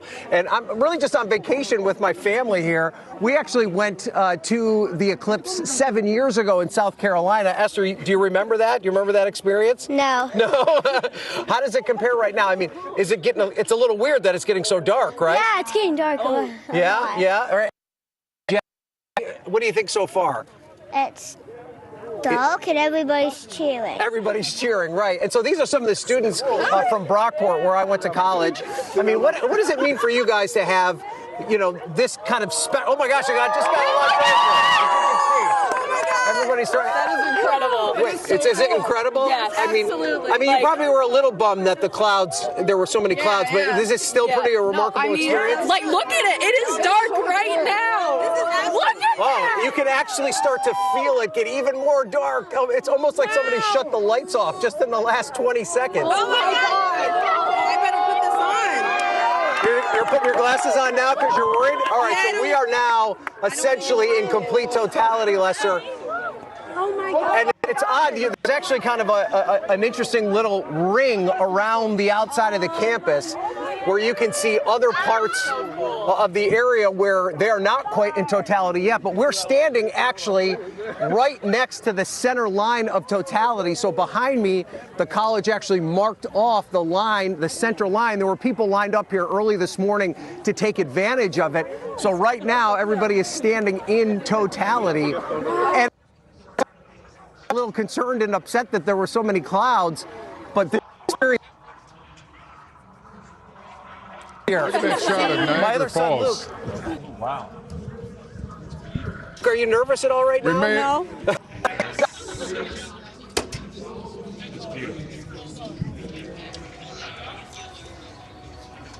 We're losing a little bit, but we're looking at that stunning picture that what is a nighttime shot for all intents and purposes of Niagara Falls. Incredible. Dave Price of our station WNBC is in Rochester, New York. What are you seeing there, David? Well, complete darkness, Lester. I'll tell you, this town of 200,000 swelled by about 500,000 over the last 48 hours. And we're right now in one of their minor league ballparks. The Red Wings play here during the summer season, and it is packed with thousands of people. And just a little while ago, the decibels were high, the bands were playing, the DJs were spinning. And I'm going to take a moment and not say a word and just listen. You can hardly hear a thing. You can see couples with their arms around one another, parents hugging children. I spoke to Lee Morin this morning, a shuttle astronaut from STS-110, and I was speaking to him about the magic of an event like this, and he said, you know, I remember going to an eclipse with my mother. And all these years later, after being in space, after being a shuttle astronaut, I'm still as amazed now as I was then. And he was like a school child talking about it. And to see the elderly here in amazement and the children here who were just agape with wonderment is just a remarkable experience. And I spoke to someone earlier this morning who said, you know, just for today, we're able to shut off the rest of the news and shut off what's happening in and around the world. And later on this afternoon, we're going to be able to just look up at the stars and wonder. And even though there's cloud cover here today, this scene is one of amazement for everyone here. And it's so many sites around Western New York and Central New York, and indeed around the country. And for seasoned reporters like all of us who have seen a lot in their lifetimes, it's just remarkable to spend a moment and look up at the sky and look towards the sun 93 million miles away, and just for a few minutes be amazed at how our universe works. So well put, David. So well put. It's the contrast is interesting to see how different people, different crowds internalize what they have witnessed here. And as you noted, that silence in Rochester. Mostly we've seen boisterous celebrations, anticipation, but you have a feeling as you look around that no one is going to go home quite feeling the same. Right now. That this experience of watching the moon shut out the sun, if only for a few minutes, kind of upsets the equilibrium as we've known it. But yet we see now in these pictures of Niagara Falls, everything is returning as it was, though nature may have reacted in different ways in different places to the sudden darkening of the skies. But what a moment to remember, what a moment to celebrate. Let me go to Savannah Sellers right now. She's outside 30 Rock in New York City, which is experiencing a partial eclipse of about 89%, not insignificant. Savannah, tell us what you're seeing there. Lester, I'm telling you, it really is something to see Midtown Manhattan, as dark as it is. Not quite as dark as others are experiencing across the country, but at 89% totality, I mean, you could probably see it. Does certainly feel like something. Also notable that New Yorkers, like these three here that I'm with, we have just seen so many New Yorkers stop, right, and look up at the sky. You've come out from your office buildings right across the street, right? Yep, work at Major League Baseball right across the street, came out to see the eclipse. And what'd you think? It's pretty amazing. You get to see that very often. It's really cool. Yeah, what'd you think of the crowd stopped here? I mean, you don't see it very often, right? Where you see thousands upon thousands of people stop dead in their tracks to look up at the stars. So it's a fun thing. Especially not in the middle of New York City, right? Yeah, well, geez, yeah, nowhere else. As you can probably recognize, we're right outside our office, 30 Rock Radio City, right behind me. I also met here this fantastic family. Kath, you are here for your 50th birthday, yes. Is that right? Yes, that's right, with my two sons. We really cannot believe that we can see this eclipse. This is the only time in my life I've had this chance to see an eclipse. And where are you visiting us from? London, England. And why New York for this? Well, it's just so exciting, isn't it? The city, and look, it's like something out of a superhero movie, isn't it? It's just amazing. It's so dark. Yeah, it's just the taxis, you know, the architecture. Yeah, it's amazing. I know. What did you think about all the honking? Yeah, We're amazing. That as So New York. exciting. As if on cue. As if on cue. That was pretty funny. But it really did create quite a scene, right? Amazing. Yeah, it's like a movie. Yeah, in a movie. Absolutely. Yeah. What did you think, Duncan? Yeah, I thought it was really cool. It's a twice in a lifetime experience. It's super. Absolutely. And Rowan, you? Yeah, apparently the last one was just before I was born. Oh, yeah. So, it's an omen. It's an omen. There you go. Are you happy you chose New York City for this? Really happy, yeah. It's amazing. So memorable. Yeah. Absolutely. Quite an experience, Lester, to be on a corner, again, right outside our office. You know, this is usually where people are just moving quickly, passing by. And in New York City still, even though we love it, getting Savannah. past that Totality, it's actually now slipped behind a building for us. Yeah, love that in Savannah. I particularly love the honking horns. It makes me homesick for New York. But I do want to talk about part of what this was all about today is inspiring young people about space. And we've got a 5 and a 3-year-old. Which is which? 5 and 3. How did they react to the eclipse? He was awestruck, absolutely. They were saying how cool it was getting. Like, it's getting cold over here. Right, the temperature went down right before it went out, right? Right. Yeah. Did you like it? Yeah. What did you see? Can you describe what you saw? Up in the sky? You know, it's crunch time. What happened? Did you see the sun? What was in front of the sun? The moon. You did? You saw the moon? Wow. Did it look like a sunset? Awesome. Well, I like your space outfit. You're gonna be an astronaut someday? Yeah, good. Did you guys enjoy it? Yeah. What did you see? I don't know. It was just really cool. Yeah. How about you? Are you excited about coming here? Yeah. It was worth the trip, really huh? Excited. Yeah. Yeah. It was fun. We're glad you guys got to see it and share it with all these other folks. Very awesome. It's fun to see families and groups. They came here very early. The racetrack essentially opened up seating for as many as 50,000 people. They entertained with TV screens, with interviews about what was about to take place. They also had race cars coming around at one point before they opened up the track. So really made it a special experience for folks who wanted to come out and watch the solar eclipse. I've received text messages from friends and family all over the country who are watching us and therefore collectively watching it all as we all experience this together. By the way, correction, it was my brother in Nashville that texted me what I thought was almost total eclipse. Oh, okay. Not quite, not my daughter in D.C. Got it. I get them all confused. But nonetheless, it really is one of those experiences that everybody can share, whether you're watching it on television or whether you see it in person. Yeah, it's something that we'll all be talking about, I think, for a very, very long time. Al Roker has been watching by. He's in Texas, where the Totality has moved on. But what's it been like for you to watch this, Al? You know, and I'm curious to ask Tom about this, because while it was really my first, your first eclipse when we shared that in Charleston, I mean, it was special. But there was something about this, Tom, I don't know what it was, that seemed that much more intense, that much emotional. Yeah. Maybe because so many people were so excited about this. I don't know. How about you? I think yes, I agree with you. It was also about 25 to 30 degrees cooler, which certainly helps.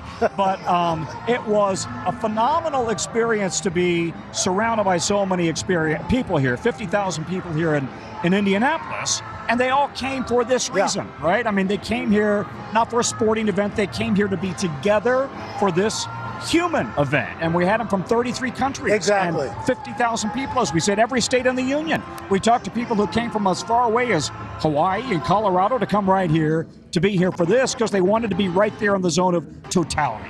And you can see the map on the side of the screen tracking the path as it moves. We want to go to Kate Snow right now in Holt, Maine, which is set to be the last place in the entire country to see totality. How far away are you guys, Kate? We're pretty close, Lester. Yeah. I'm looking up. Hey, What's that? Hello? Okay. Can you hear me okay, We got Lester, you. or no?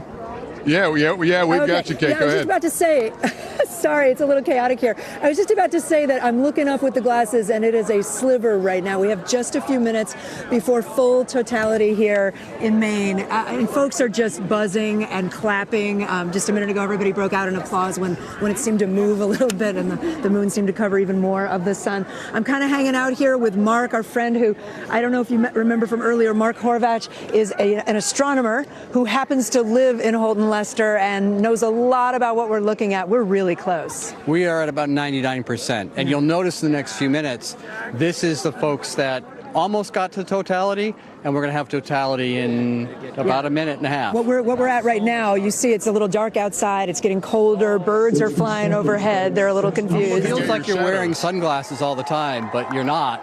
You're looking at my shadow, yeah.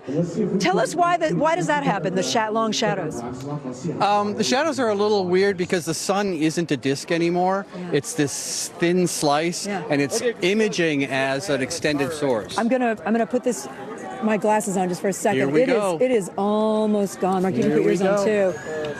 It's really something. You were telling me every eclipse that you've seen has been different. Yes, everyone has been different. This one is actually pretty cool in that it's doing all the standard things. The temperature's dropping, the light is weird. Yeah. When I was in Aruba, we had a different phenomenon with water over the wind over the water. It's going. Let's look up. Let's look up. Here we go, Lester. There's the diamond ring. 6, 5, 4, 3, 2, 1. It's gone.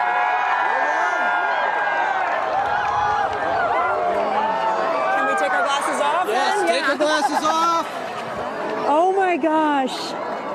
Wow. There's Venus, there's Jupiter, there's Mars. Where are you seeing Venus, the star? Oh yeah, down below. These are planets.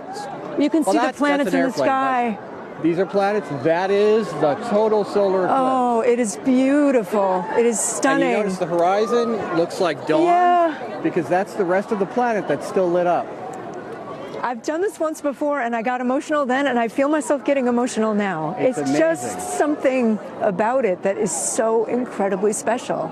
I think it's maybe the commonality that we're all experiencing one thing at the same exact time, you know? It's completely dark. This is totality, not what we had a minute ago. Yeah. Oh my God, we had to turn the camera light on so you could see us out here. Everybody else is in pretty much darkness except for some storefront windows. And I think you can see it, Lester, right? Do you have a shot from NASA that you're looking at? It's just that white ring we see around the moon. It's a totality, and we see behind you that twilight. You see that little orange thing? The twilight back behind us. Say that again, Mark? You see the little orange light there at about 7 p.m. on the surface? That's a solar prominence. Do you see that, Lester? 7 p.m. if it were a clock. There's a little orange dot. That is a solar prominence, which explain what that is. That's a feature of the sun's surface, right? Yeah, there's plasma on the sun's surface that's looping and coming off. Right now the sun is very active. It's part of its solar sunspot cycle. And so we see that prominence there. Oh, man. Everyone around us is saying, oh, man. You notice the light's coming back up. The light is coming up a little bit, but we have about 3 minutes of totality, right? We're through 2 of it. We're through 2 already. It goes so fast. I'm looking over at my husband who's here with me. This is something that it's really nice to share with your family as well. Lester, I know you've seen this all along the path, but it's brought thousands of people to what is a pretty small city here, Holt, Maine. Yep. And this is the last stop in the U.S., Lester, before it heads into New Brunswick, Canada, which is only 3 miles away from us. And then after that, it'll go over Prince Edward Island and then up to Newfoundland. If you remember Gander, a lot of people know that town because of what happened on 9/11. They helped so many people that day. Well, Gander is going to be one of the last stops in the world for this solar eclipse. Do we have to hear people crying? Yeah. I hear people crying. I hear people yelling. Yeah. This is Lester, go ahead. Yeah, Kate, I mean, you talked about feeling the emotion again and hearing people crying. I heard the crowd leading up to that moment of cheering, and then from what I could tell, they seem to grow silent. Is that what you're mainly hearing now? Yeah, most people aren't talking. I mean, we're trying to use golf voices here, me and Mark, but most people, there's a little bit of a buzz, but people are just looking up in awe all around me.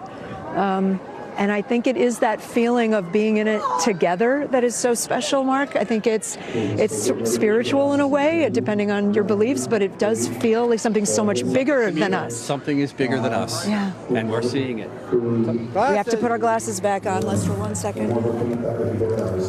Yeah, that's the key. Is to get those glasses back on. There we go. Oh, yeah. Yeah, I see a little bit of sun peeking through now. Just a tad.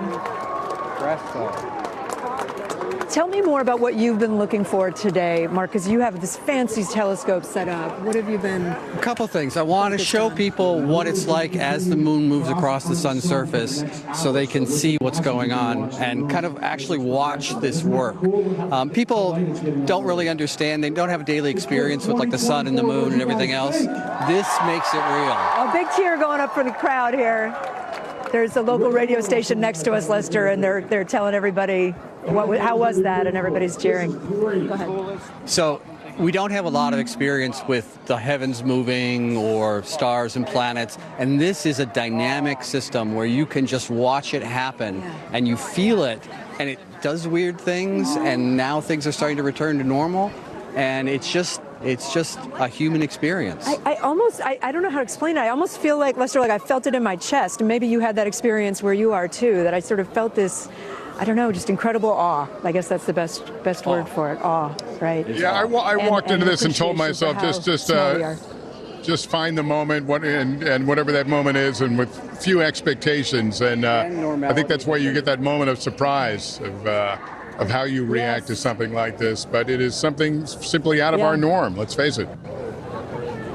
Yeah, and out of our control, too, right? This isn't something that we have any control over, and it's been happening for millennia. For as long as the human race has existed and before that. Yeah, and by the way, it won't happen in Maine, in New England again until 2079. So this, for a lot of people, I've been talking to some senior people here, Lester, who are saying like this is probably the last full eclipse I'll see. So it's got that part of it too. Although there is another one in 20 years if you're willing to go to Montana and North Dakota. Actually, I'm going to be heading to Iceland in 2 years. You are? Yes. Mark will be going to Iceland in 2 years. So there you go. I was looking at Spain's on that track too. I would like that. That would be nice. That would be warm. nice. Well, you guys save a place for me on that airplane. No, you just save me a seat on that airplane to the next one. All right, guys, thanks very much. I want to head now to New York City's American Museum of Natural History. That's where we have our friends from the Today Show who got together today to watch the eclipse there, Savannah and Hoda. How was your eclipse? Oh, we loved it. It was amazing. Hey, Lester, we're at the Rose Center for Earth and Space at the American Museum for Natural History, and we think this was one of the best views you could have had in the country. It rocked. There was a weird calm that came over the place. Yes. It got a little dark, a little cold, like you guys have been reporting, but it was such a collective moment, wasn't it? It really was. Yeah. We got Dylan Chanel, we got Craig, Carson, Jenna, the whole gang is here. So, any thoughts, you guys? I mean, as the nerd of the group, I mean, when it comes to science, I can't stop looking at it. I mean, it's like we're these little people on this random planet, and the moon is just like putting on a show. It's so cool. And it's not every day you walk through New York City and everyone is doing the same thing collectively. Right? Well, not looking at their phones, they're looking at us. And to get to do it with each other. But there's so many kids here with their parents. It's pretty cool. Kids at schools all over the country today. And were you guys actually quiet for a little while? Point of having like that one moment where everyone's... Al's interjecting. Al! He asked if we were quiet. Hey, we were quiet. About 2 minutes, Al. By the way, it's like Roker-thon. The guy's been going for 12 hours. But isn't that amazing that, this shared communal experience, and we think of so many people as being, jaded and cynical, and we're all filled with wonder. It's a beautiful moment for humanity that reminds us, that it's one planet, one sun, one earth, one moon. And we're all in it together. Beautifully put. All right, Lester, back to you. The party continues. I am so glad we hooked up with you guys. I miss you guys. This connection. We keep making this connection with others who have seen it, and and that's what I think is so inspiring about it. That we're continuing to make connections even as we're now hours into this. But we want to take a break, I think, right now. We'll be back with more of our coverage of the total solar eclipse after this.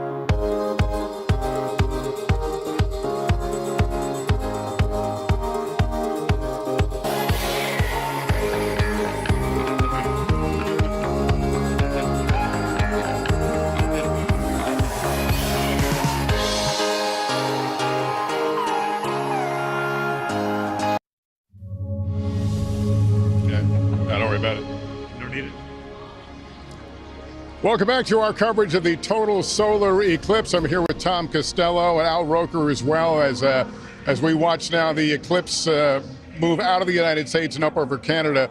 You know, we were talking, Tom, about the moment when the sun goes away, and I realized only afterward I didn't take a picture, and then I thought, I'm okay with that. It's really the feeling I'll remember, not so much the sight. I think that's true. I think you know people in the biz who will get you a picture, though. Yeah, I think I know a few people around here who took some photos. We've got a lot of folks who are sticking around here. I just want to. So, what did you think about the eclipse? My name is Sadiq. I'm from East Africa, and I couldn't believe what I just seen. And I thank you guys for stopping by. Well, I'm so glad you're here to share it. I'm thinking there's not many days you're allowed to walk on the track. Yeah, but you know what this means? It means when all people come together. The earth, you know how when the moon shine on us. I know what you're saying. It doesn't matter what nationality you are. You all bring us people together, and I couldn't believe it. Yeah, I mean, look around you, man. Just everybody here is connected by what we saw now. Yeah, do you feel that way?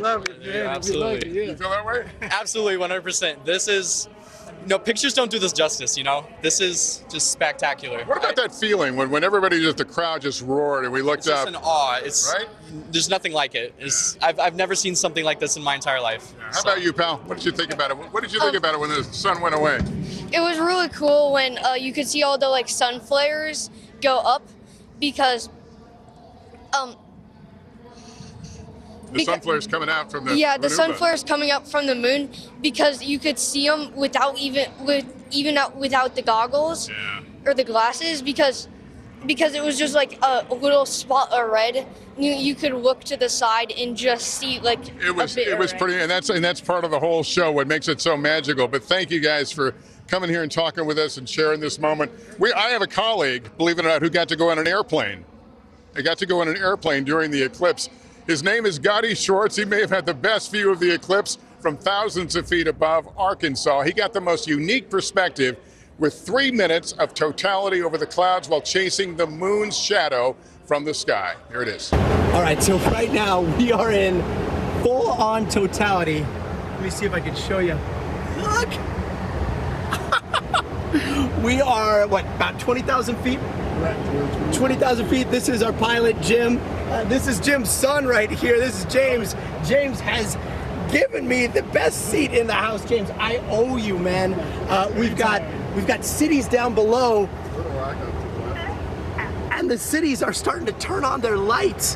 The sensors must be set for when it gets dark, but it is incredible. It is this wild sunset, sunrise all the way around, and then above us you've got that perfect ring. When you're up here and you see the movement of this shadow is very dark on this side, very light on this side, and then up above you've got that perfect ring.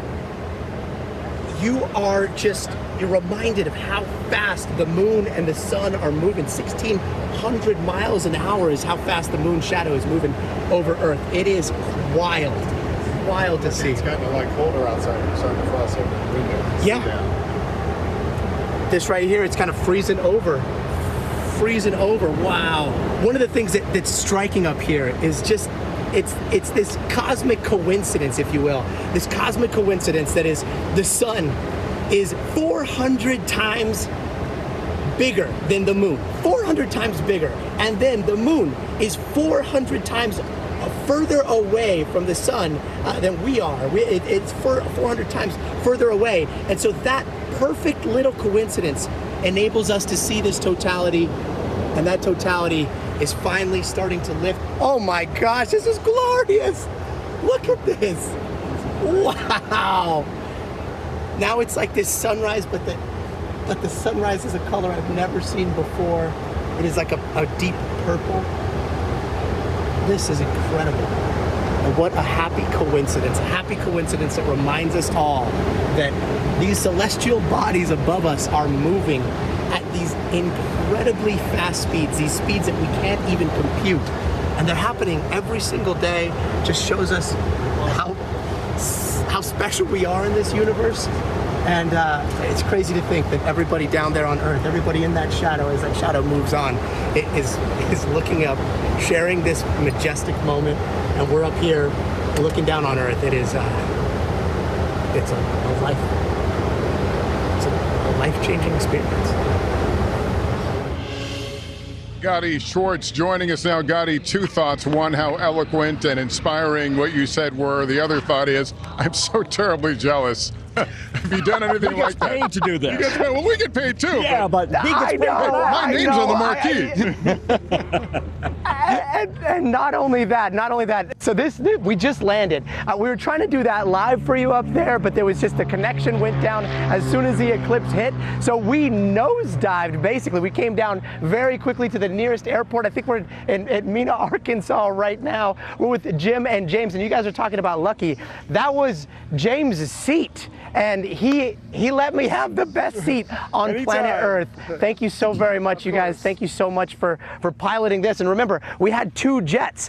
The other jet, it's just like this one, except for that one has an 8K camera on its nose. It went even higher. We were at about 20,000 feet. The other jet went up to about 40,000 feet, 45,000 feet, and then it used that 8K camera, that red Raptor X, and pointed it straight at the path of totality. From outside the totality, we don't even know what it looks like right now because we were headed to Dallas and we realized we weren't going to get there in time. We had to make this broadcast. So we're going to have that footage a little bit later today. But that path of totality will sweep over Little Rock, Arkansas, and it'll show that 115-mile wide shadow of the moon passing over. And when we were up there, the lights from the city started flickering. You saw the windshield started frosting over because there was that temperature drop. It was just absolutely astonishing. Just listening to it playing back, I wish I could go back in time. It was seriously just an incredible experience.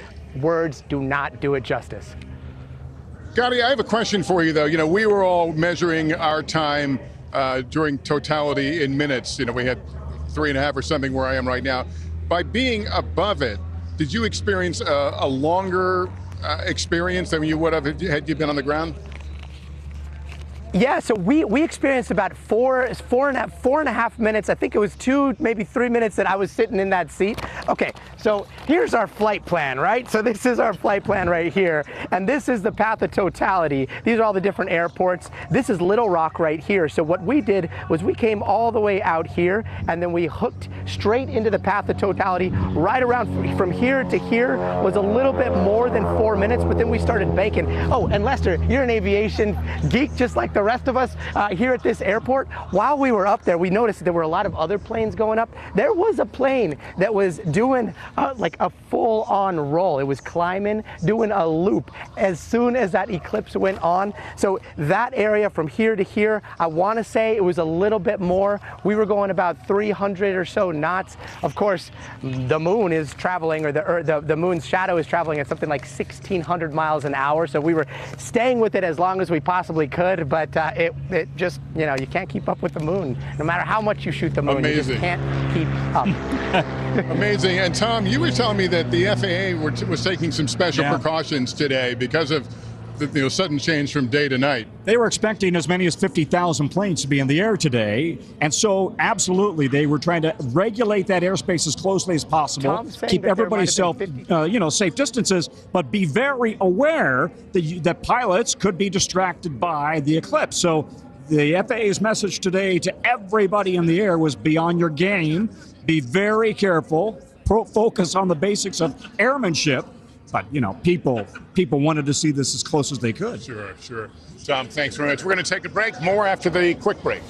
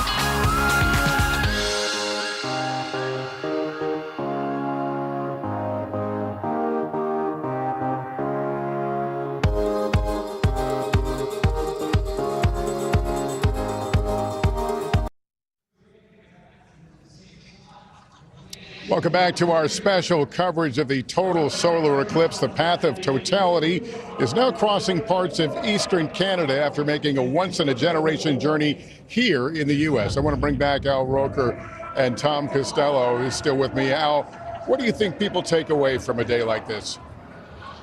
You know, I think, Lester, without being too religious perhaps, I think you take away the fact that there is a higher power, that we get to realize that we're just here and we get to witness things like this that reminds us of the just incredible feats of nature that we get to witness.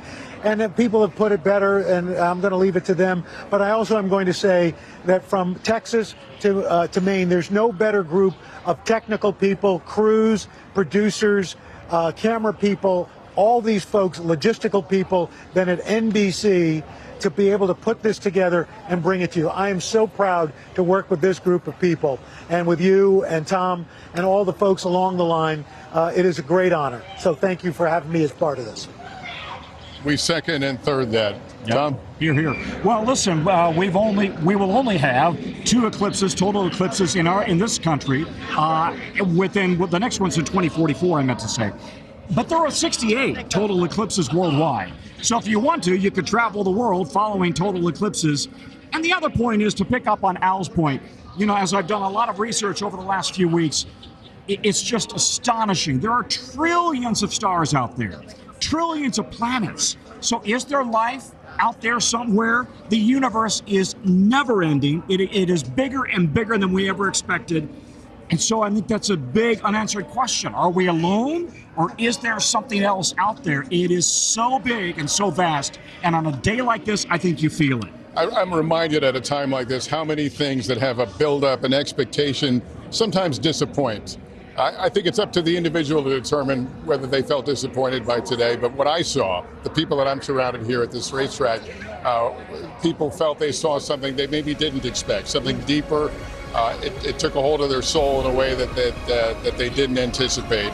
And we'll all be talking about it for a while and how we felt on the day the sun was eclipsed by the moon. That's right. All right. That concludes our special coverage. I'm Lester Holt. We'll have much more ahead on our streaming network, NBC News Now, online at NBCnews.com. And tonight, when I anchor NBC Nightly News right here from the Indianapolis Motor Speedway.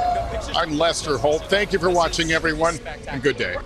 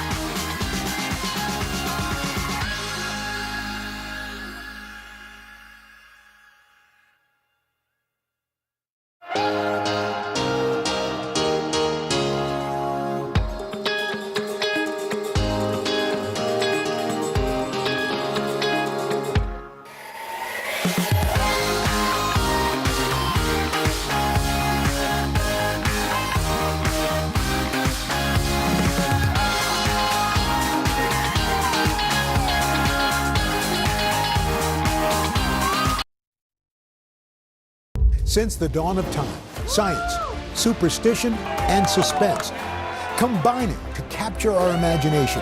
So cool. An event bringing us all together as we look to the sky. This is just fabulous. So grab your glasses and get ready for the